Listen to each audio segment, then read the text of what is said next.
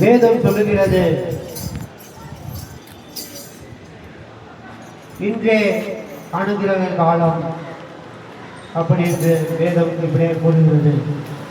இது கடைசி காலத்தில் நாம் வந்திருக்கிறோம். ஏனென்றால் உலகத்தின் அழிவுகளும் உலகத்தின் போர்களும் இப்படியாக நடந்து கொண்டிருப்பதை நீங்கள் செய்திகளிலே பார்க்கலாம்.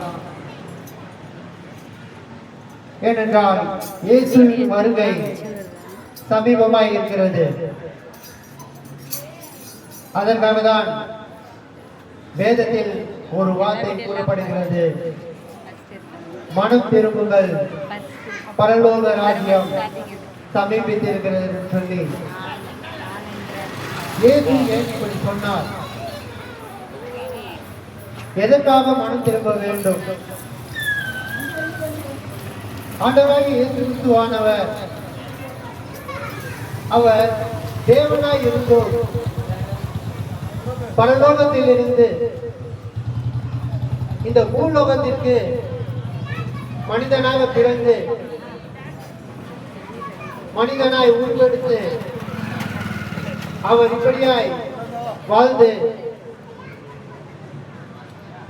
ஒரு பாவமும் அறியாதபடிக்கு 33 வருஷம் இப்படியாக இந்த பூமியிலே வாழ்ந்து வந்தார். இந்த பூமியிலே வாழும் பொழுது ஆண்டவராகிய இயேசு கிறிஸ்து அநேக ஜனங்களை தம் பக்கமாய் வரவழைத்து அநேக குஷ்டரோகிகளை சுத்தமாக்கி முடவர்களை நடக்க செய்தார், குருடர்களை பார்க்க செய்தார். இப்படியாய் அநேக அற்புதங்கள் இயேசு செய்தார். இயேசு செய்த அற்புதங்களை அநேக ஜனங்கள் கண்டு அவரை விசுவாசித்தார்கள், அவரை நம்பினார்கள். அவரை நம்பின ஜனங்கள் யாவரும் அவரை ஏற்றுக்கொண்டு இவர்தான் நியாயாதிபதி என்று சொல்லி, இவர்தான் தெய்வம் என்று சொல்லி அநேக இப்படியாக புரிந்து கொண்டார்கள். வேதம் சொல்லுகிறது, அவரை அண்டிக் கொள்ளுகிறவர்கள் பாக்கியவான்கள் என்று வேதம் இப்படியாக கூறுகிறது.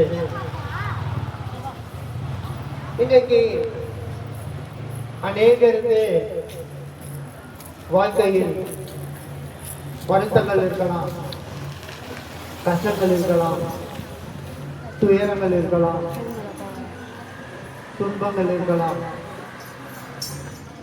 வேதம் இப்படியாய் கூறுகிறது, வருத்தப்பட்டு பாரம் சுமக்கிறவர்களே, நீங்கள் எல்லாரும் என்னிடத்தில் வாருங்கள், நான் உங்களுக்கு இளைப்பாறுதல் தருவேன் என்று ஆண்டவராகிய இயேசு கிறிஸ்து இப்படியாக உங்களை அழைக்கிறார். இன்றைய தினத்திலே நீங்கள் யாராவது உள்ளத்திற்குள்ளே உங்களுக்கு பாரமாய் இருக்கும் என்று சொன்னால், நான் எவ்வளவு காலமாக இந்த வியாதியிலே மரண பிடியிலே இருக்கிறது, இதிலிருந்து யார் என்னை காப்பாற்ற கூடும் என்று சொல்லி நீங்கள் நினைத்து கொண்டிருக்கலாம். ஆண்டவராகிய இயேசு கிறிஸ்துவை நீங்கள் நோக்கி கூப்பிடும் பொழுது அவர் உங்களை சுகமாக்குவார். ஏனென்றால் பரிசுத்த வேதாகமத்தில் அநேக வியாதியஸ்தர்களை தேவனை நோக்கி கூப்பிட்டார்கள், அவர்களுக்கு இயேசுவானவர் விடுதலை கொடுத்தார். அநேக குருடர்களை பார்வையடைம்படியாக செய்தார், முடவர்களை நடக்கும்படியாக செய்தார். இப்படியாக அநேக வியாதியஸ்தர்களை தேவன் சுகமாக்கி அநேக ஜனங்களுக்கு இயேசுவானவர் விடுதலை கொடுத்தார். நீங்களும் ஆண்டவராக இயேசு கிறிஸ்துவை விசுவாசிக்கும் பொழுது அவர் உங்களுடைய குறைகளை நிறைவாக்க தேவன் வல்லவராய் இருக்கிறார்.